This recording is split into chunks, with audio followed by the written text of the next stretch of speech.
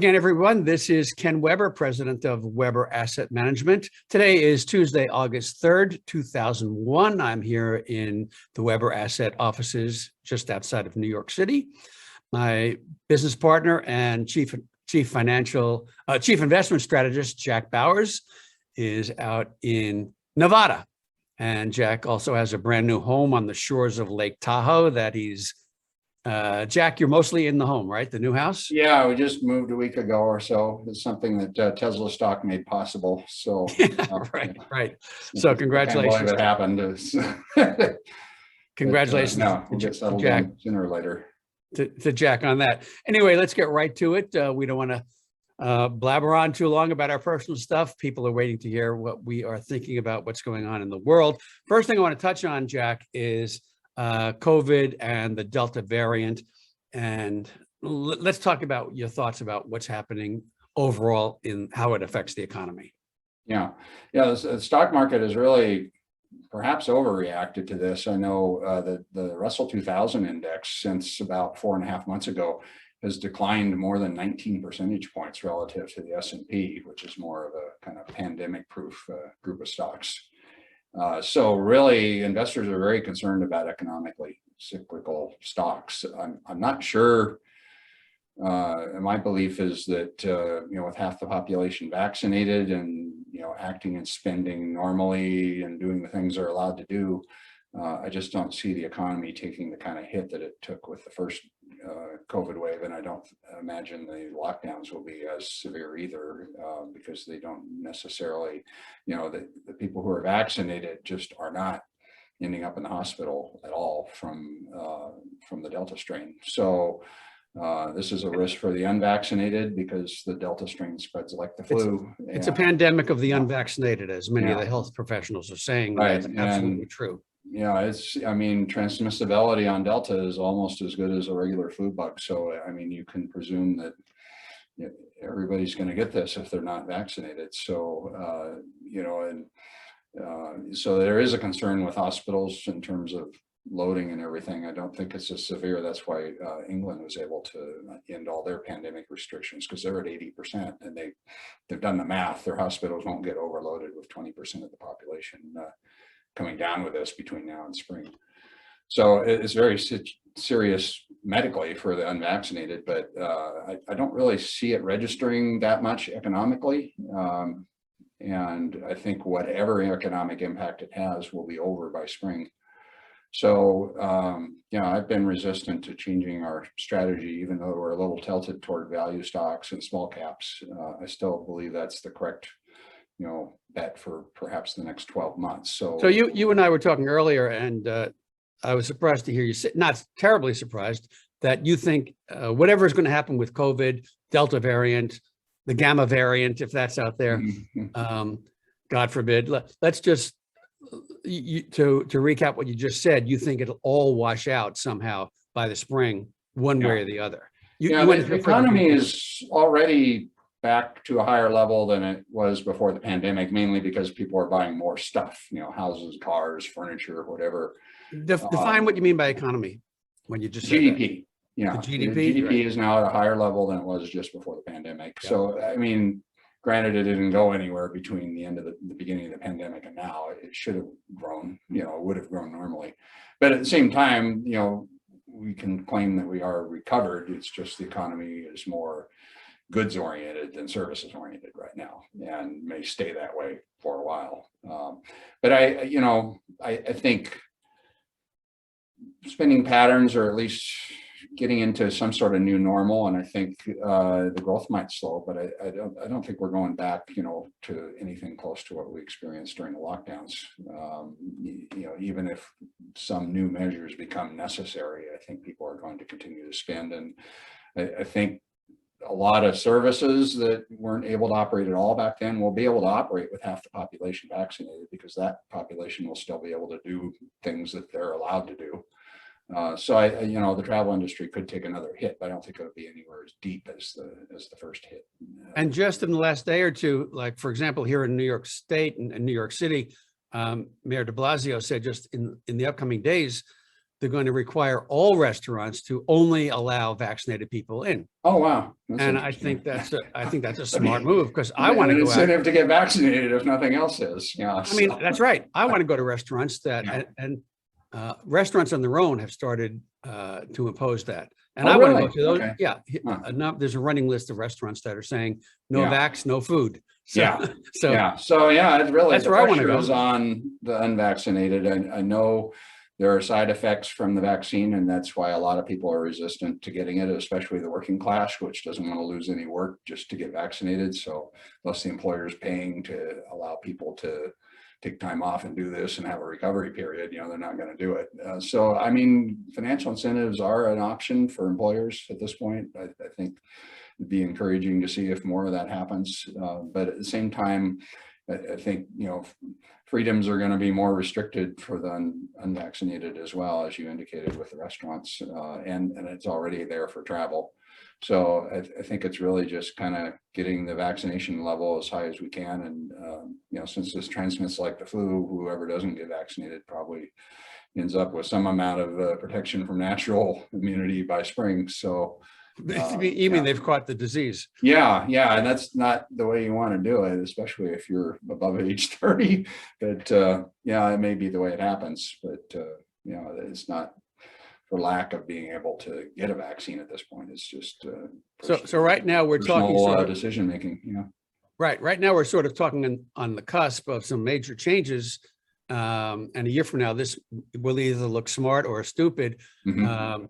But major companies are talking about mandating for their employers that you can't work here if you're not vaccinated. Yeah. Some big employers are starting to make those sounds. Yeah, I'm surprised it hadn't happened already. I mean, it's a very logical position, either, incentives, financial incentives to get people to do it. I mean, I thought by now companies would be paying their employees $1,000 to get vaccinated. And 1,000.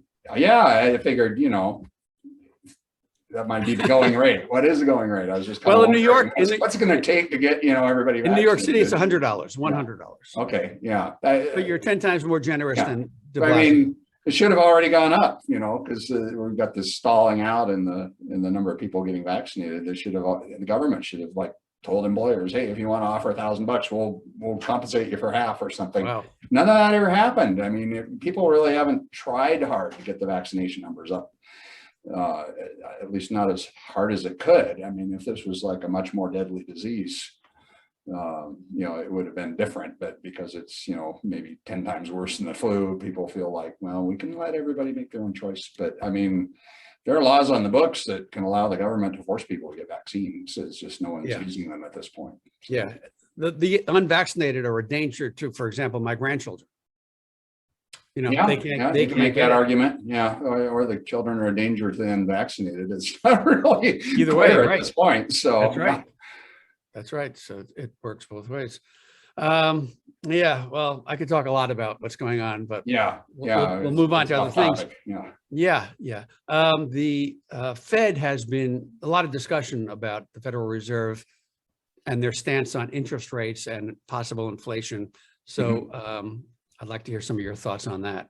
The Fed is kind of hedging because they don't know what the outcome is going to be for the economy. They see a range of possibilities where, Delta hardly affects the economy at all to Delta affecting the economy severely. And they just want to be ready for whatever comes down. So they have to kind of stay light on their feet. They were talking about kind of going back to normal, and they're prepping the market for a rate increase in late 22. But if the Delta thing turns really ugly, they obviously don't want to do that. So they kind of hedged by saying, well, we're not going to end the bond buybacks yet. They're basically stalling for time until it becomes more obvious what the economic impact of Delta is. And I think that's the right position for the Fed. They just have to stay light on their feet and do what makes sense to kind of either stimulate the economy or pull back on the easy money. They're trying to,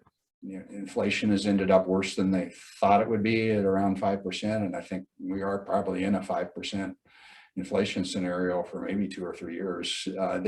That's high. Live with that, but they don't want it to get any worse. So And ironically, the 10-year treasury right now is just paying just barely over 1%. Yeah.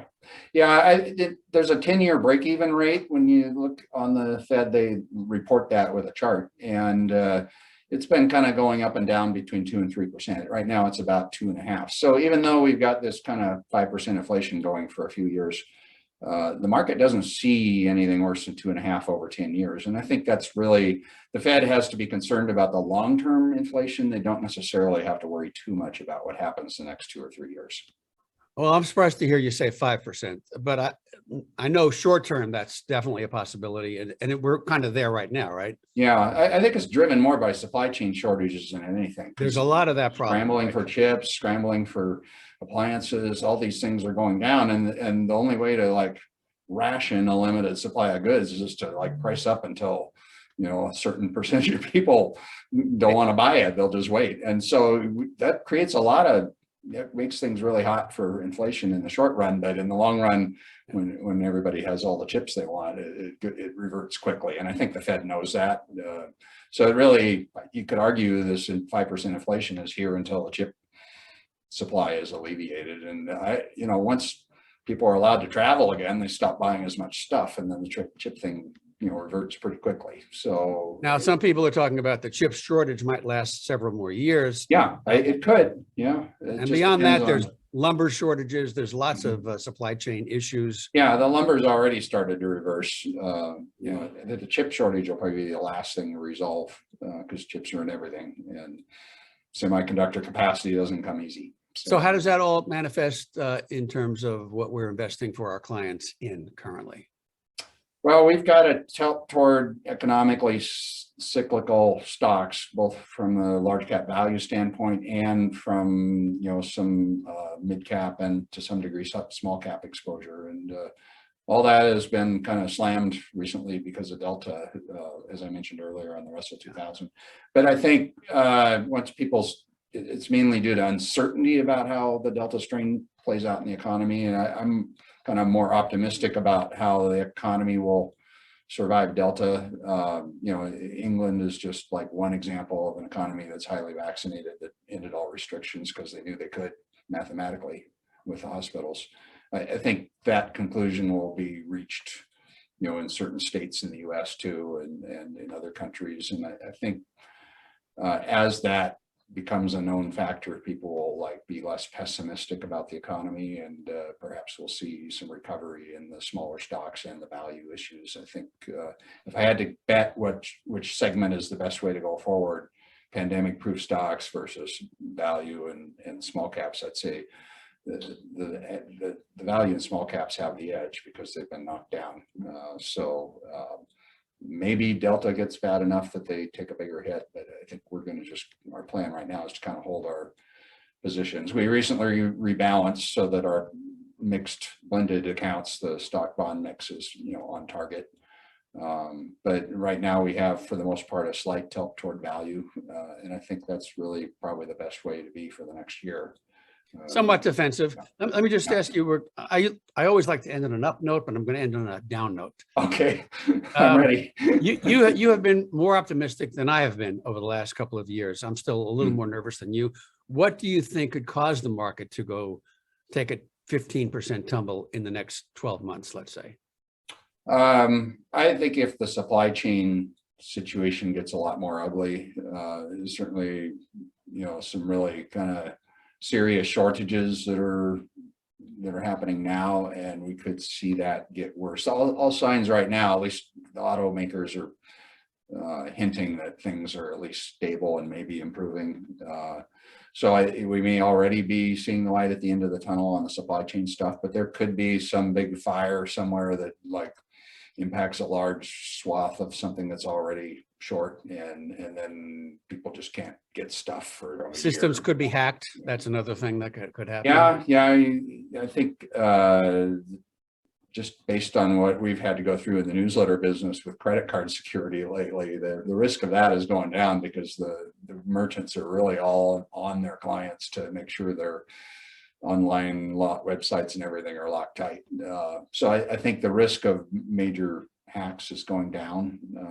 But I sure hope you're you right. never know, the federal government is probably, you know, in some places has the loosest systems, so it could be a government system that gets, you know, hacked or something, and you never know what. It's a big unknown. But Well, yeah, those tend to be short-term issues, and the market oftentimes looks past them. that's what I was about to say. I am going to end on an up note anyway, because even if the dark scenarios that I've outlined or that you've outlined do happen, I think we both agree that they really should be short-lived. Mhm. A month, 3 months, 4 months, pretty much maximum. That's my feeling. And it sounds like you would say the Yeah, same. I would agree. Yeah. Yeah, yeah. Yeah, I don't think it's time to pull money out of the market. I'm a little less certain whether it's time to put money in, because the market is a little high priced.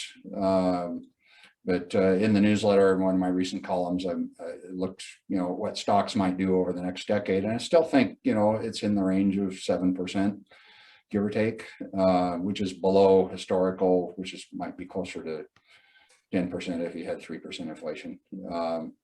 So, you know, we don't really know. Stocks obviously aren't a screaming buy at this point, but they're also not a sell in my book. So, you know, we just keep plugging away and looking for the opportunities. So for investors with a long-term horizon, which should be Yeah. basically all of our investors, Yeah, 3 exactly. to 5 years minimum, Mhm. you're better off having the bulk of your money in the stock market. Maybe not all of it. Certainly, you know, if you want to hedge your bets and provide some stability, that's what we do for many of our clients. But Jack and I are both fairly optimistic, certainly long-term, Mhm. despite COVID and Delta and Gamma and all the other things that are out there. Yeah, definitely. All right, Jack, good seeing you again. Mhm. Good seeing you Continued too. good luck with the new house. Enjoy Lake Tahoe. Yes, And, yeah, a little sunburned. I already am. Yeah. Right. We didn't notice. Yeah. All right, everybody. All right. Thank you all. See you next time. Bye-bye.